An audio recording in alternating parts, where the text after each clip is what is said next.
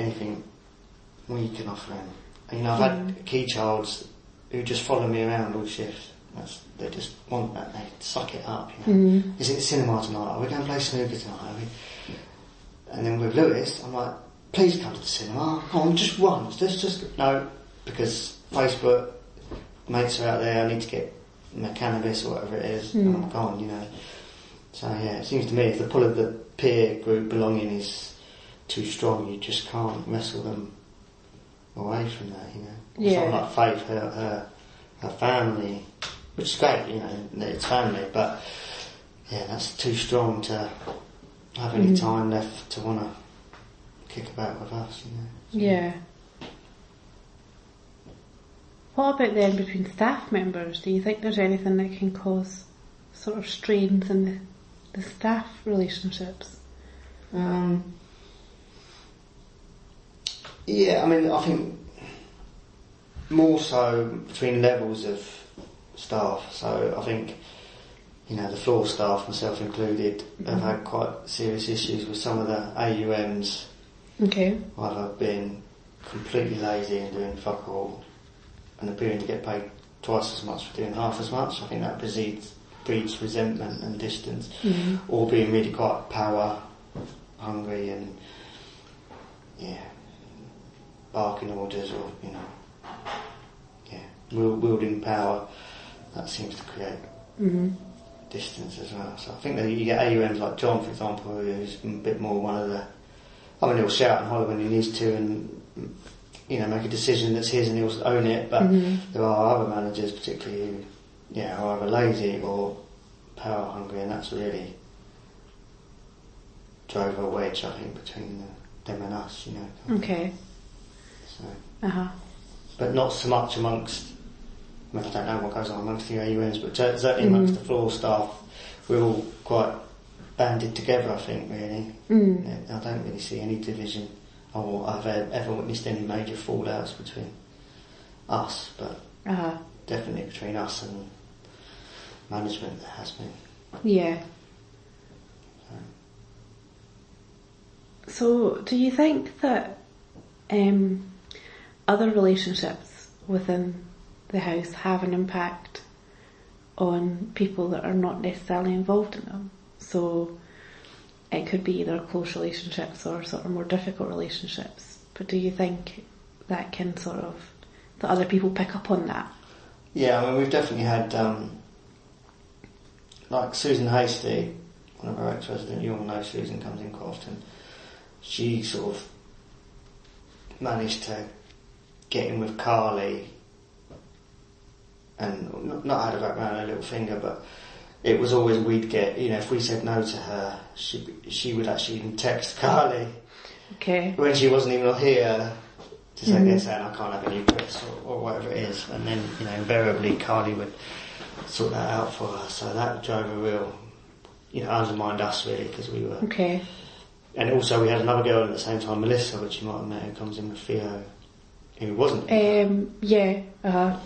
Again, this is all kind of off the record, but it just highlights to me that Melissa didn't really get on with Carly, and she used to get far less than Susan got. So I've seen how young people have used their particular connection with some people to sort of well, if you won't do it, I know that Carly will. So and obviously ideally you're all singing from the same hymn sheet and keeping the boundaries consistent, but I've definitely seen young people bright enough to kind of play that off and manipulate it, but you would do if you could.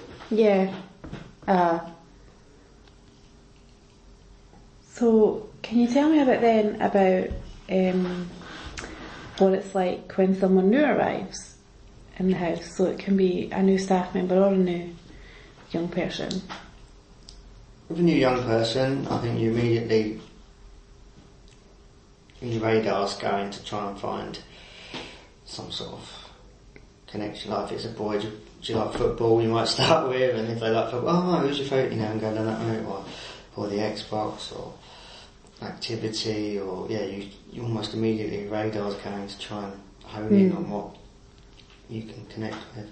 And I think that's why, skills like being able to play the Xbox to decent level, is a really valuable thing to have in your toolbox in residential.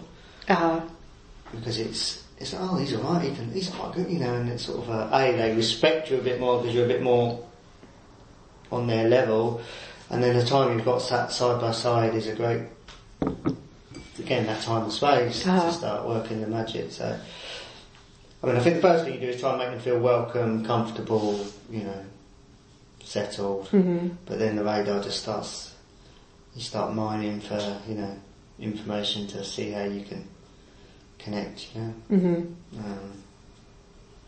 I've never really thought so much about what you do when a new staff member comes, but again, it's probably a similar process, maybe. Try and welcome them in and ask lots of questions, help them to feel belonging.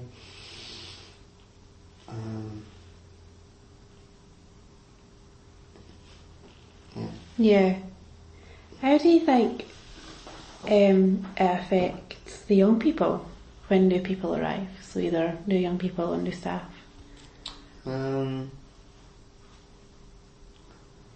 Sometimes you can get almost a re-jostling of the hierarchy of the pack. You see that quite often. We've seen both boys and girls sort of almost playing up a bit more to try and, I'm top dog here and you're not taking mine. It's almost a pack mentality. I've seen that. And then I've also seen young people that, and it just doesn't seem to faze them at all, that there's a new person in. Yeah. Amongst the girls, I've seen them get almost quite jealous. Okay. When a new young person comes in and gets taken out by Carly, for example. I've seen the older girls play up a bit and get almost jealous of that. So I've definitely seen that. So I've sort of seen the range really between getting really jealous, getting really angry, or just having, they're so in their world and they've got no connection to anybody that it really doesn't matter who's coming and going. Yeah. Staff wise, I think they tend to test you out a bit. Okay. See, whether you've. I think Andy always said something I thought was good when he said they test you, but they want you to pass. Okay. Which I think is really, they want somebody that, they might not say it, but they want somebody who's firm and, can contain them almost. So I think you do get tested out when you're new. And they'll also see if they can get away with, murder, or, whether you're gullible enough to say, yes, they can have a bus ticket when you know that they can't, or, they'll try and get away with things, but that's, you expect that again, Don't take it personally, you'd find holes in the system if you could. Yeah. Again, Mandy was a great one. She always said, I'll play the system. She was so open about the fact that she'll manipulate to get what she wants if she can. And she was quite brazen about it. But,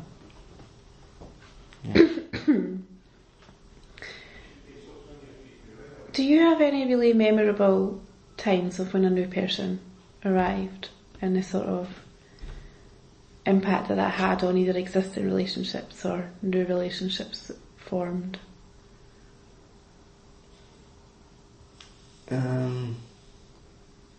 Just one again around the Carly. There was a girl called Jade, and she was really close to Carly, almost like a mother-daughter kind of relationship. And then when Susan arrived, that really rocked the boat with Jade, and then Jade was very catty towards Susan, and there's all that jealousy kind of thing. And then I can't remember who it was, but then also, sort of ironically, when another girl came in later, a few years later, I saw Susan sort of do the same to the new one that Jade had done to her, Okay. So I can't think so much with the boys really that I've ever seen a strong reaction to a new